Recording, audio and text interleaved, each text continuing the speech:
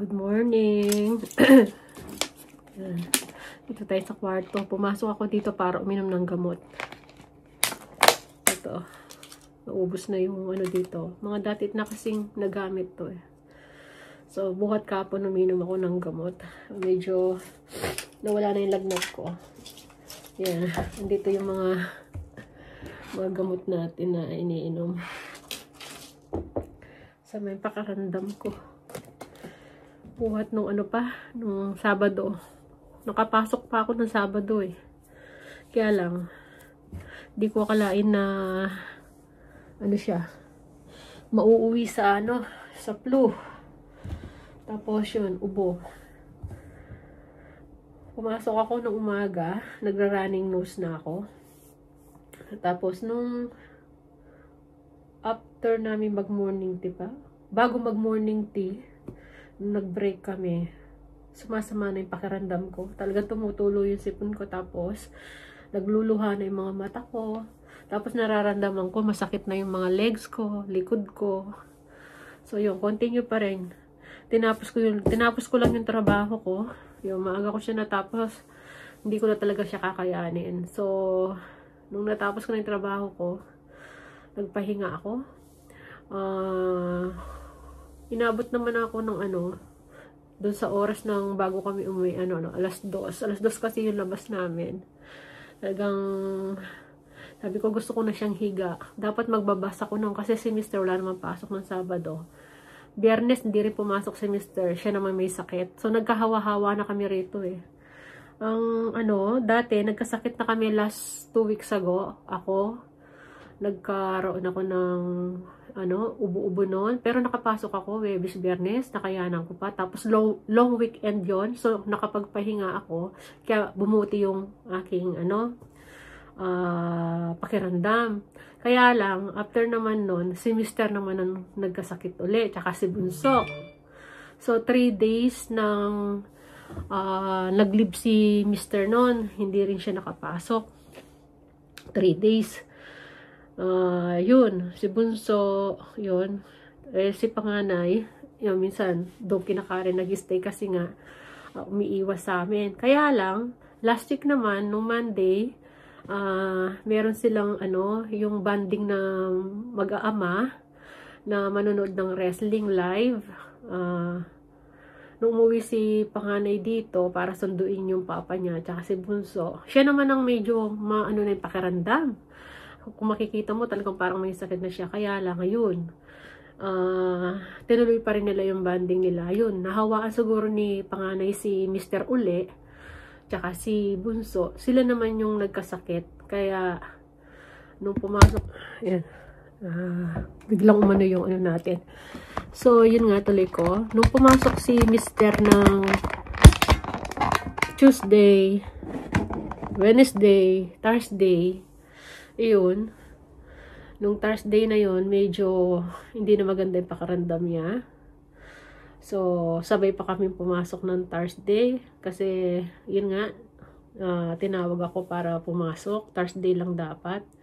Kaso, nagtuloy-tuloy na eh. Pumasok ako ng Thursday, Friday, Saturday, last week. So, si Mr. Thursday, masama na yung pakiramdam. Kinabukasan, kasi nung pag-uwi namin Thursday pala ng dito sa bahay, mataas na yung lagnat niya. Talagang nangongorenta si Mr. noon. Kaya sabi ko, huwag ka nang pumasok ng Friday, kailangan niyang ipahinga. Kasi iba na talaga yung niya, talagang namumula siya, yung mga niya, ang init niya. Hinilot-hilot ko siya. So ako, okay pa ako noon, nung Friday na yon. Tapos, nung Friday, ako lang ang pumasok. Si Mr. naiwan dito. Nung Friday din yun, nakapagtrabaho pa ako. So, si Mr. nandito nga. Nung pag-uwi, hindi na ako nagpasundo sa kanya kasi nag-bus na lang ako. So, parang first timer sa akin yung mag-bus uli. Namali-mali pa nga ako sa pagbabas ko eh. Kasi yung pagtatap, nagtatap ako sa taas, dun sa bus, dapat pala sa baba. Alam niyo bang, kasi ang tagal ko nang di nagbabas. Kinatawa ako sa sarili ko eh. Tapos sa tren, first time ko ring mag-tren uli. Ang tagal na kasi. Kaya yun, mabilis naman. Nakauwi naman agad ako rito. Tapos noon, Saturday, pumasok ako. Natid pa ako ni Mr. ng umaga. Medyo sabi niya, kaya na daw niya akong yatid. Ay, tsaka, yun nga, maaga. Mahirap mag-bus noon dahil nga 1 oras bago dumarating ang bus.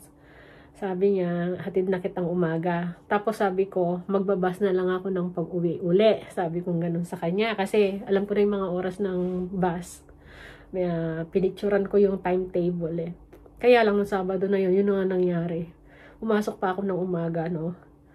Okay pa ako. Running nose nga lang. Aba, nung bagong mag-morning tea, nag-iiba na yung pakiramdam ko. So, yun, akala ko hindi na ako aabot sa finish line hanggang 2 o'clock. So, natapos ko, naghihintay na lang ako ng oras. Sabi ko, tinext ko siya pa, sunduin mo na lang ako. Sabi ko, hindi ko kaya na mag-bus. Gusto ko nang mahiga. Sabi ko gano'n, masakit ang katawan ko. Yun, kung ano yung naramdaman ni Mr. nung hindi siya pumasok nung Friday, ganun na ganun yung pakiramdam ko. Nung Sabado, pag uwi namin, talagang, alam mo yung lamig, tsaka yung init, yung naghalo, parang giniginaw ako na, masakit ang katawan ko. Yun. Kaya, pinainom niya ako agad ng Biogesic, nung paracetamol, pag uwi dito, hanggang nung kahapon, linggo. So, di niya ako tinigilan na, pag inom ng gamot, tapos, siya, sabi ko, kamusta ka naman, sabi ko sa kanya. Medyo okay na siya. Yan. Tapos, ang ginawa na lang niya, kung ano yung ginawa ko sa kanya, ginawa niya sa akin. Yung paghihilamos, pagsusukob, paglalagay ng Vicks sa paa. Alam mo ba yun? Inadapt niya yung mga ginagawa ko sa kanila ni Bunso. Tapos, nakatulong naman eh. So, ngayon, nakapag-almusal na ako. Kaya, pumasok lang ako dito para uminom ng gamot. Nakita ko yung sa kusina. Ang daming lilinisin. Alam niyo, ang dami kong gagawin dito. Hindi ako paglinis. Dahil pinapahinga ko nga. Hindi ako nakapasok ng trabaho ngayon. Tinext ko yung bisor ko. Sabi ko, hindi ako makakapasok. Kasi, still, pa rin ako, sick. Baka hanggang bukas, di rin ako makapasok. Kasi parang, masakit na yung katawan ko, yung likod ko. Tsaka pag kumikilos ako, hinihingal pa ako. Yung parang nanghihina pa ako. Kaya sabi ni Mr., kung di mo talaga kaya, huwag ka munang pumasok kasi baka mabinat nga lang daw ako. Eh siya nga rin inaalala ko eh. Pumasok na kasi siya ngayon. Tsaka si Bunso pumasok na sabay sila. 6:00 sila. Sana sabay-sabay kaming papasok kanina. 6 o'clock a.m. Kaya lang ako, hindi ko pa talaga kaya. So, ang dami kong dito. Lilikpit. Lang hindi ko lahat doon sa kusina, ang dami mga hugasan na andun. Kasi sabi ko sa kanila, iwanan na nila yung pinag-amusalan nila, yung mga pinaglutuan doon ng yung mga nung pa kahapon, nang nagluto sila ng almusal. Tapos ito, tingnan nyo. Yung aking pinaglabahan, yun? Nilabhan, hindi pa natutupi, nandito. Paran, diba? Ayan o. Dapat maitupi na yan. Sana kahit nakasandal lang ako nakahiga. Kahit itong mga andis, no? Ko. So, yun nga. Sana kahit nakahiga lang ako dito, no? Ko siya. Maligpit. Kahit pa unti-unti. Kaya lang ko pa yung katawan ko. Mabigat-bigat pa yung ulo ko. Kaya hindi ako nakapasok. So, yun. Si panganay, ayun, medyo bumubuti na raw siya. Kaya hindi muna siya umuwi ngayon kasi nga, para hindi magkahawaan. Alam nyo ba, separate kami lahat ng tulugan. Ako mag-isa rito. Si panganay, si Mr. dun sa theater, may sariling kama siya dun. Nilatag niya. Tapos si Bunso sa kwarto niya. Kaya pag lumalabas kami, puro naka-face mask. Ako hindi ako lumalabas. Ngayon lang, dahil wala sila. Si Mr. lang ang pumupunta rito. Inaabutan niya ako ng pagkain. Mga kailangan ko. Ito nga, nandito yung table natin. Yan, pasensya na ha. May kalat-kalat. Dito ako kumakain. Tapos, nakabukas na lang yung air purifier natin. Yan, para kahit pa paano, malinis pa rin niya yung yan, nagkasalita lang ako, hinihingal ako.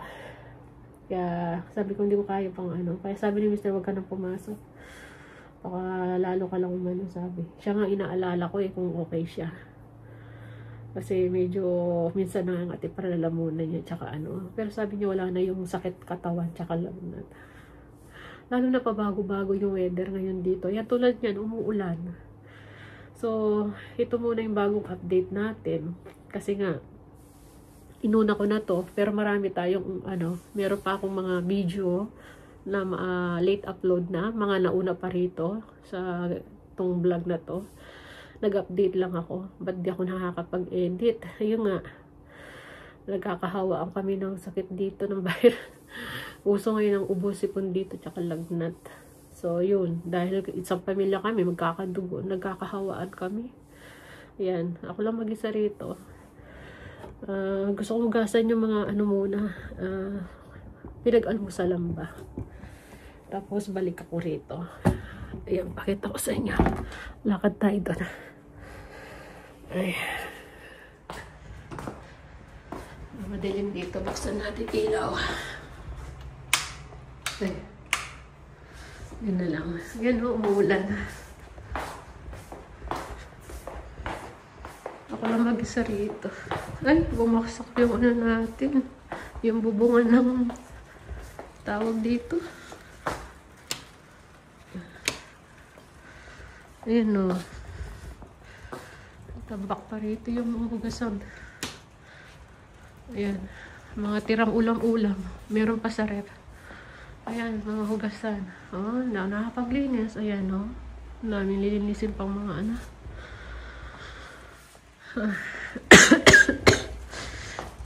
Excuse me. Ayun yung bed ni Mr. O. Doon siya natutulog ngayon. Oh.